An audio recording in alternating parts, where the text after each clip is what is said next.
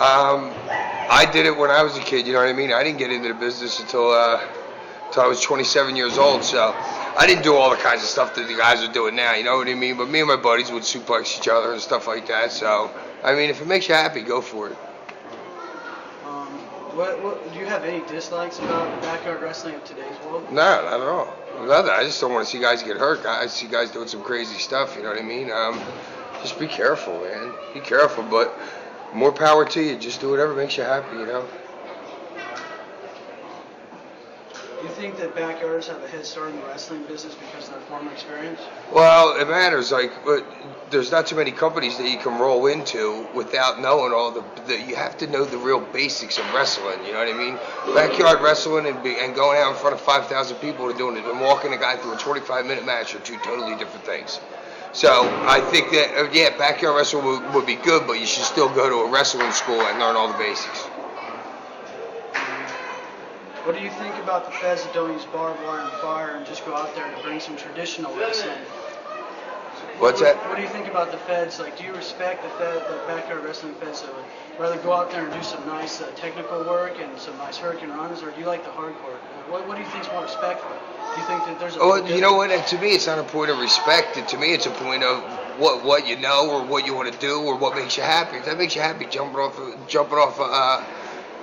your backyard garage to a guy on a table or something, I mean, go for it. You know what I mean? I just love this damn business so much. You know what I mean? It's hard for me to knock anybody that wants to be or do any part of it.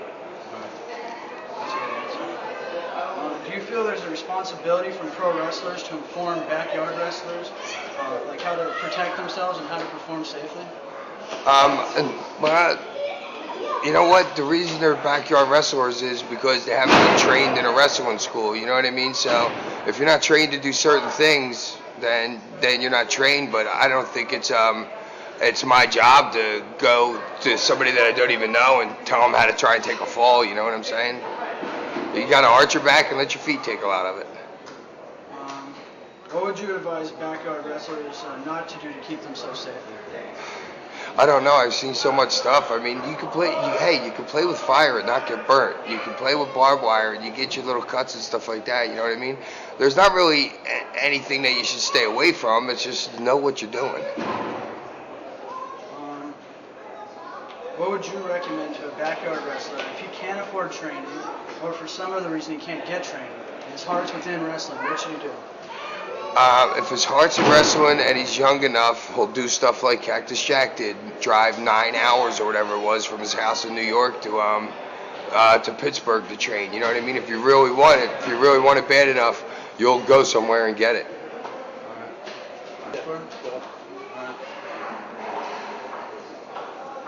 Would you accept a booking to a backyard wrestling show if the money was right and you felt that it wasn't something too bad? Would you consider that or not?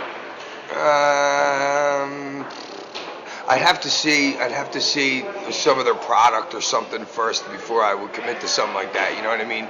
Depending on how low budget it is or high budget it is. You know what I'm saying? There's too many factors. And right now, I haven't wrestled a lot even since September. You know what I mean? So the money's not important to me. It's if I want to do it and I think I'm going to have fun, then I'll do it. That's why I work here for XPW. I only work for 3 guys. I work XPW because this place is just like ECW was 4 or 5 years ago. I work for a guy named Norm Connors in Pittsburgh, and I work for another guy up in New York. So I only work for like 3 guys because just everybody else, they say they're a wrestling promotion, but they're not a wrestling promotion, you know, drawing like 60 people and stuff like that. You know, I go where I want to have fun. So the money's not that important to me. I've made enough for the last 5 years.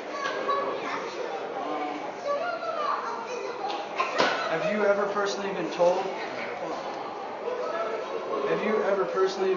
or heard stories of management from, say, AOL Time Warner's WCW or from ECW if you ever asked about backyard wrestling to keep your mouth shut, say it's bad, whatever? No, nobody's ever mentioned it to me ever, anywhere.